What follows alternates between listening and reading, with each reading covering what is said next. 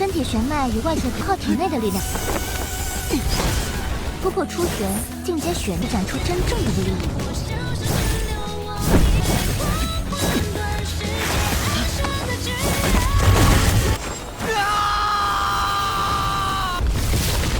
Halo guys, jumpa lagi kita. Mimin baru saja kembali dari retreat nih guys, hehehe.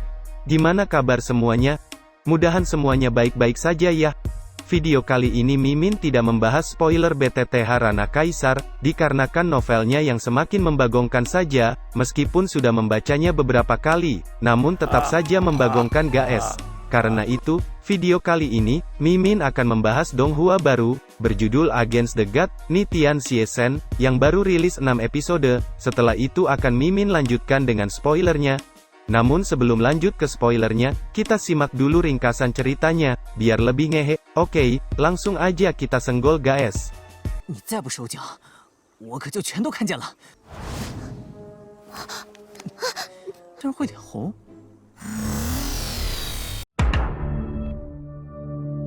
Di daratan Changyun, seorang tabib sakti bernama Yun Gu dibunuh secara brutal, karena memiliki mutiara racun langit yang merupakan salah satu dari 7 harta karun yang paling diburu di seluruh daratan. Di tebing Juyun, muridnya bernama Yun Che, sedang dikejar oleh beberapa sekte yang ingin merebut mutiara racun langit, sampai Yun Che terpojok dan akhirnya melompat dari tebing sambil menelan mutiara racun langit. Namun anehnya, dengan dipandu oleh kekuatan sakti, kesadarannya melintasi ruang dan waktu, dan memasuki tubuh seorang pemuda bernama Xiao Che dari klan Xiao. Xiao Che yang mati karena diracuni tiba-tiba hidup kembali. Xiao Che terlahir dengan pembuluh nadi gaibnya yang rusak, membuatnya tidak mampu menggunakan energi Qi, karena itu dia pun kerap diejek dan dianggap sampah oleh seluruh anggota klan. Begitu Xiao Che terbangun dia terkejut karena tiba-tiba akan menikahi Xia Qingye, wanita tercantik di kota itu, dan merupakan murid istana Dewa Awan Es. Sebelumnya Xiao Che diracuni oleh Xiao Yulong karena kecemburuannya pada Xiao Che yang akan menikahi Xia Qingye yang dia sukai. Gadis cantik itu menikahi Xiao Che karena ingin membalas budi kebaikan kakek Xiao Che bernama Xiao Li, seorang panatua ketiga dari klan Xiao. Meski Yun Che terlahir sebagai Xiao Che, namun bakat dan ingatannya tidak menghilang, ia bahkan juga memiliki ingatan Xiao Che selama ia masih hidup. Selain itu mutiara racun langit yang ia telan juga mulai menyatu dengan tubuh barunya. Pernikahannya dengan Xia Qingye benar-benar di luar dugaannya, ia tak mengira akan menikahi seorang bidadari. Dengan senang ia pun memasuki kamar pengantin dan melihat Qingye sedang duduk di ranjang, namun sayangnya wajahnya ditutupi oleh cadar. Merasa penasaran akan kecantikan Qingye, ia pun berniat membuka cadar itu, namun tangannya tiba-tiba dialiri es dan membeku. Meski pada akhirnya ia berhasil membuka cadar itu dan langsung terpesona dengan kecantikan Xia Qingye.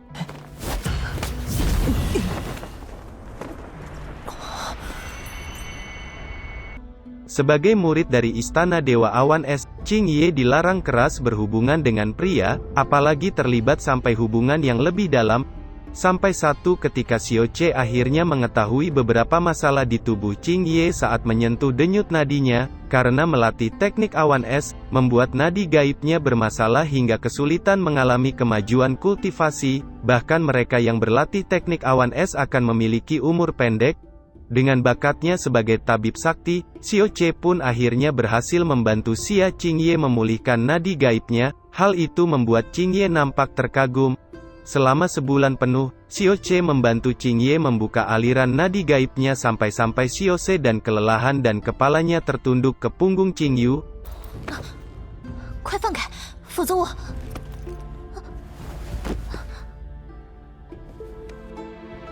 Selain bertemu dengan Qingye, Xiao Che juga bertemu dengan meme cantik lainnya, yang bernama Molly. Selain cantik, Molly ini ternyata memiliki kesaktian yang tidak biasa, namun ia juga memiliki watak yang bengis. Ia akan membunuh lawannya hanya dengan satu serangan tanpa ampun. Pertemuan Xiao Che dengan Molly ini juga terjadi secara kebetulan. Saat itu Xiao Che tak sengaja menemukan Molly yang sedang sekarat karena racun hitam yang mengikis tubuhnya. Xiao Che hendak membangunkannya namun tak disangka racun hitam itu terhisap ke dalam tubuhnya. Beruntung Xiao Che memiliki mutiara racun langit yang menyelamatkannya. Sekejap kemudian Molly terbangun dan terkejut saat menyadari Xiaoche memiliki mutiara racun langit dan segera menggigit jarinya dan menghisap darahnya sebagai penawar racun yang mengikis tubuhnya. Sesaat kemudian Molly berubah menjadi kabut merah dan memasuki tangan Xiaoche. Sejak saat itu Molly bersemayan di tubuh Xiaoche dan tinggal di dalam alam mutiara racun langit. Selain serangkaian peristiwa yang menguntungkan, Xiaoche juga dihadapkan dengan peristiwa yang sangat pahit. Hal ini bermula ketika bibi Xiaoche bernama Xiaoling dituduh telah mencuri bubuk penerobos gaib yang dapat digunakan untuk memperbaiki pembuluh nadi Xiaoche yang rusak. Bubuk itu adalah pemberian tuan muda sekte Xiao bernama Kuang Yun yang suka piktor kalau melihat wanita cantik. Tuduhan itu sengaja direncanakan oleh Yulong dan Kuang Yun yang tidak senang melihat Xiaoche bisa bersama Xia Qingyu. Bila muslihat mereka berhasil, Qing Yue dan Xiaoling akan jatuh ke tangan mereka. Namun konspirasi itu sepertinya tercium oleh Xiaoche. Sebagai tabib sakti tentunya hanya dia satu-satunya orang yang paling mengerti tentang masalah obat. Karena itu ia berpikiran untuk memberikan pelajaran pada Kuang Yun dan ketua sekte Xiao bernama Yun Hai untuk membuktikan kalau Xiaoling bukan pencurinya. Ia pun memberikan pertanyaan-pertanyaan cerdas yang akhirnya menjebak Kuang Yun. Namun ia tak mengira Kuang Yun malah menjadi geram dan memerintahkan pengawalnya untuk menyerangnya. Beruntung kakek Xiaoli segera turun tangan dan menolongnya.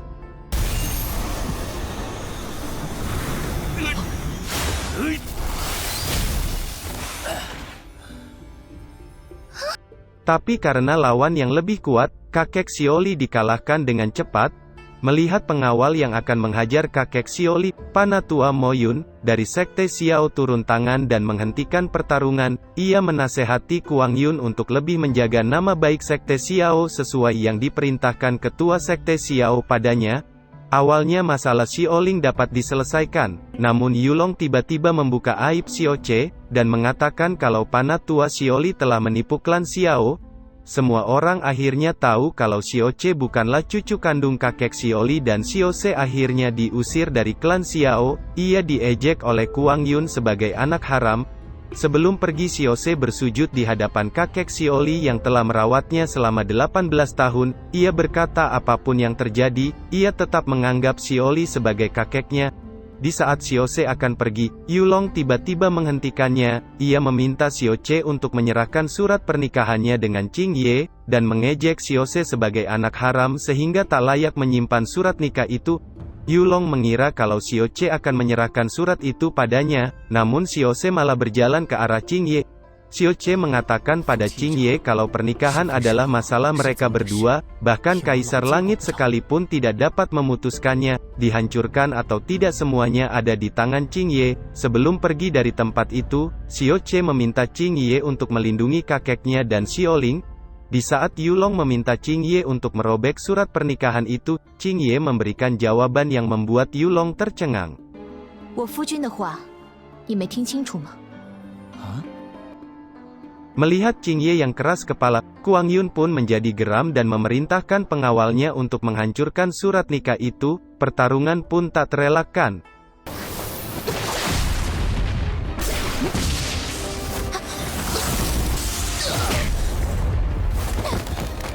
Di saat yang kritis Guru Qingyu tiba-tiba muncul. Dengan bantuan Guru Qingyu, Xiaoling akhirnya selamat. Namun dia dan Xiaoli masih harus menerima hukuman dan tinggal di Gunung Pengasingan selama 15 tahun. Menjelang malam Xiaoche berhasil menerobos ke tempat Yulong setelah menelan pil Xingyin membuat tubuhnya nampak menghilang. Ia lalu menyusup ke kamar Yulong dan menyiksanya. Ia juga membakar gedung penyimpanan harta di mana bubuk penerobos gaib disimpan. Setelah puas menyiksa Yulong, Xiaoche pergi ke Gunung Xiao untuk bertemu dengan kakek Xiaoli dan Xiaoling. Di sana ia akhirnya mengetahui banyak tentang ayahnya. Bila ayahnya masih hidup kemungkinan mereka akan bertemu kembali. Sementara itu Qing Ye baru saja selesai menjenguk ayahnya di kota Liuyun dan bersiap menuju ke istana dewa, dan untuk mencapai tempat itu, gurunya harus menggunakan jurus melewati kehampaan. Ia pun meminta Qing Ye untuk merasakan perubahan gaib di tubuhnya, namun ia terkejut saat memegang tangan Qing Ye. Dia mengatakan kalau di seluruh daratan Tianxuan, mereka yang berhasil membuka 30 aliran nadi gaib, tidak lebih dari 5 orang. Namun Qingye, hanya dalam waktu singkat telah berhasil membuka 54 aliran nadi gaib. Itu adalah nadi gaib yang hanya bisa dimiliki oleh dewa. Dengan terbukanya 54 nadi gaib, itu berarti Qingye tidak memiliki batasan untuk berlatih jurus gaib apapun untuk menembus level kultivasi. Terutama kecepatan kultivasinya yang akan menjadi 5 kali lebih cepat dari orang biasa.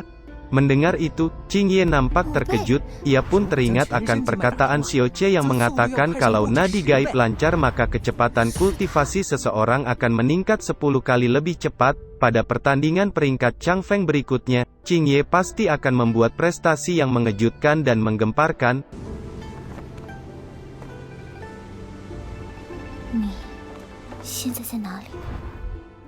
Di satu perjalanan pulang, Xiaoche tiba-tiba diserang oleh pengawal Kuang Yun, membuatnya kewalahan dan tak mampu membalas. Ia hanya bisa mengambil kesempatan untuk mengibuli lawannya dan melarikan diri. Di saat nyawanya terancam, Molly tiba-tiba muncul.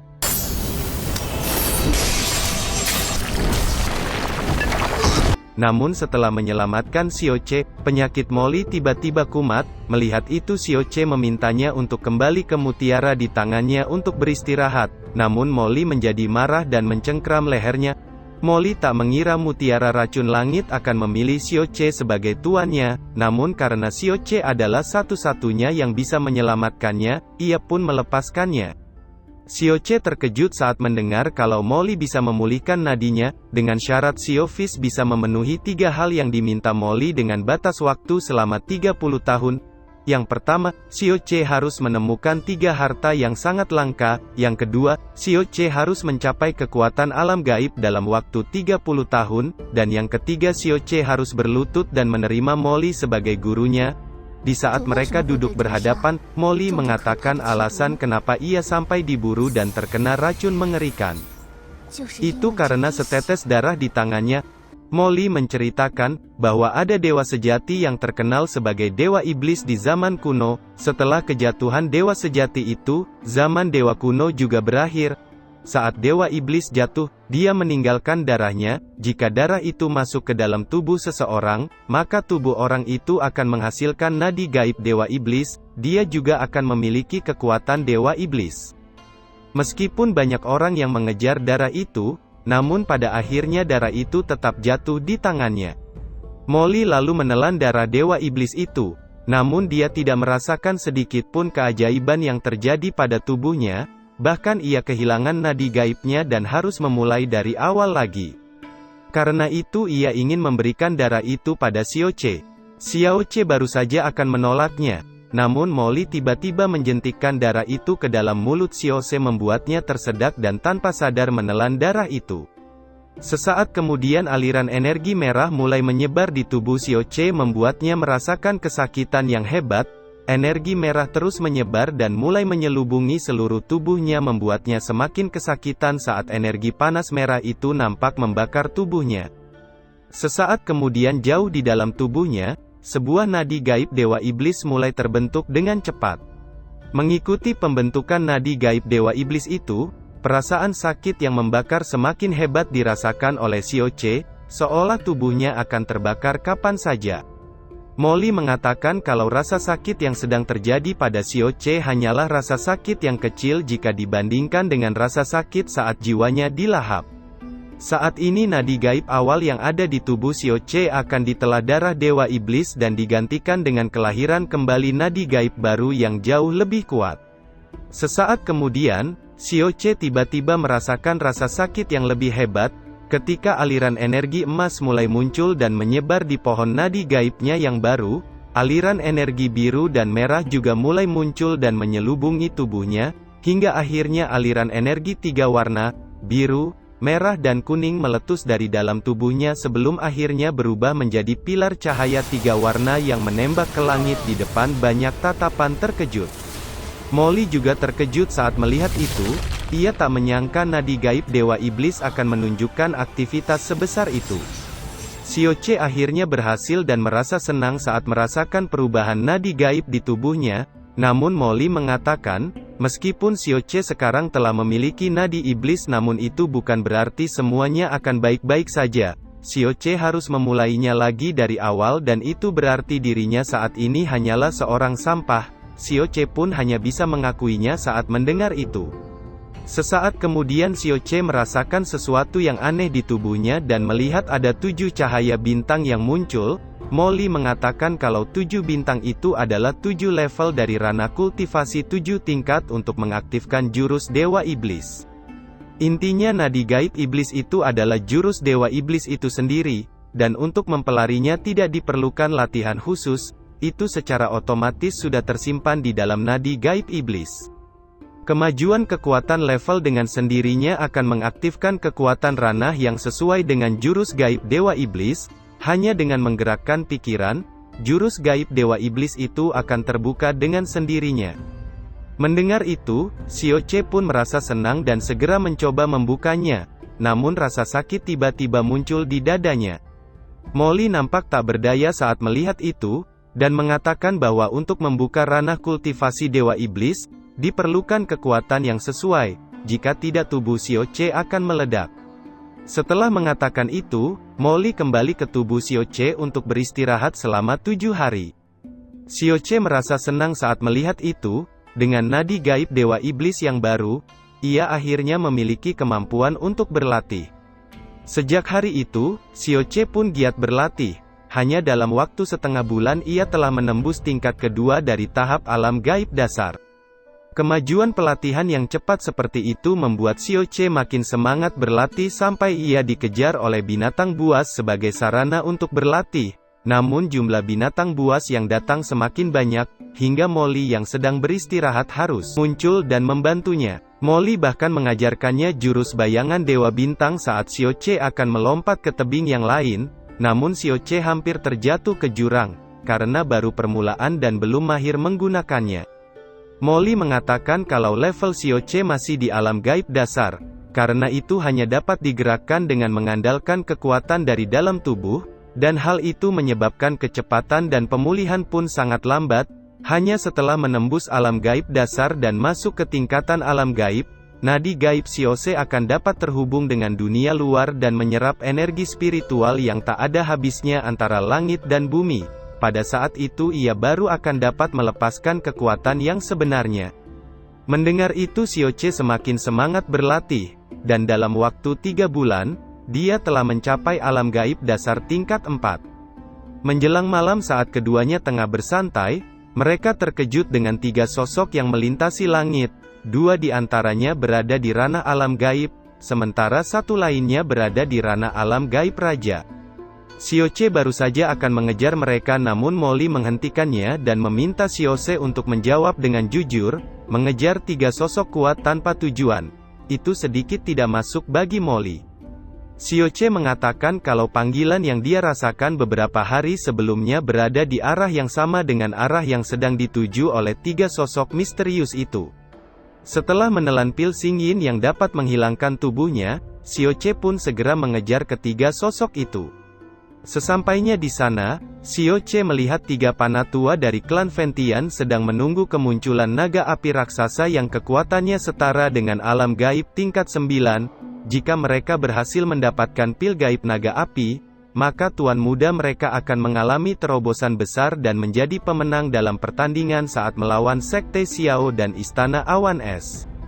Sementara itu Sioche terus mengamati ketiganya, dia bisa merasakan panggilan dari dalam gua naga api yang terus memanggilnya. Melihat naga api belum juga muncul, panatua ketiga menjadi tidak sabar dan melesat ke langit. Dia menebaskan tombak pedangnya dan cahaya api melesat keluar sebelum menghantam gua naga api dengan keras.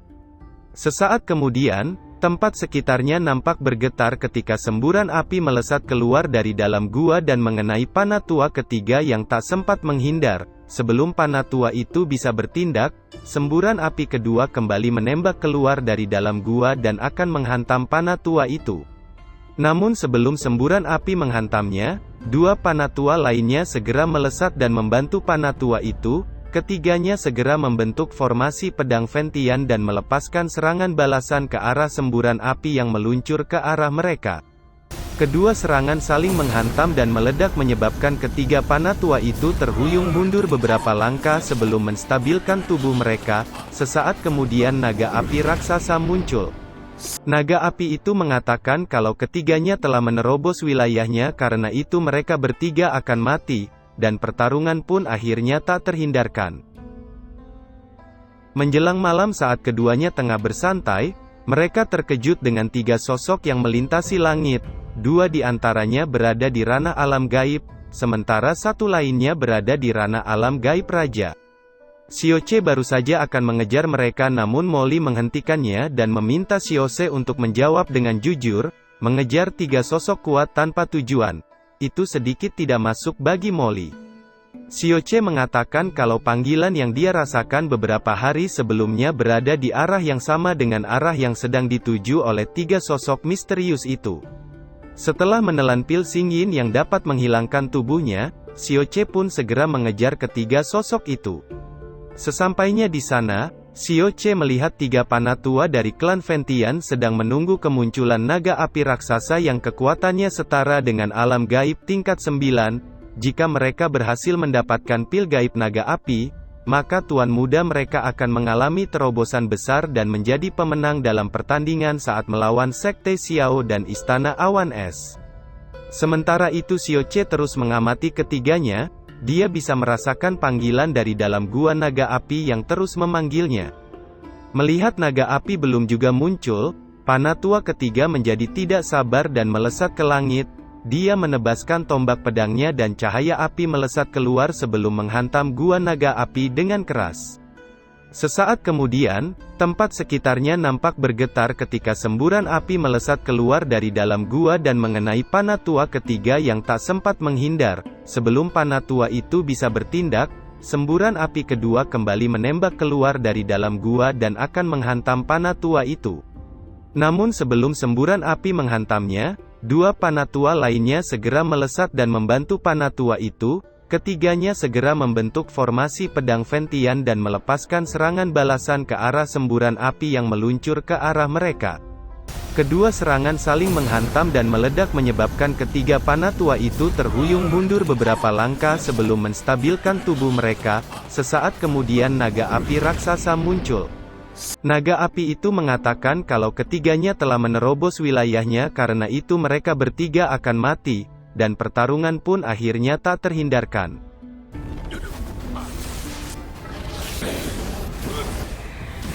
Sementara ketiganya bekerja sama untuk menaklukkan naga api, Xiaoche tidak menyia-nyiakan kesempatan itu.